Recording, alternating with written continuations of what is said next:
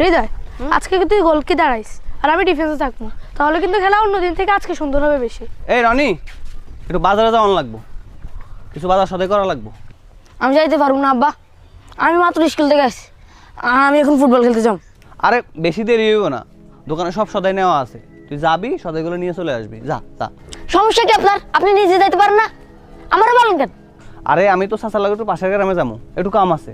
যা বাবা, যা যা, তুই একটু যা যা যা। রনি, আমার বাজার একটা কাজ আছে, চলো আমরা একলগে যাই। শান্তিতে একটু খেলবো, ওইটাও পারি না। এই চল।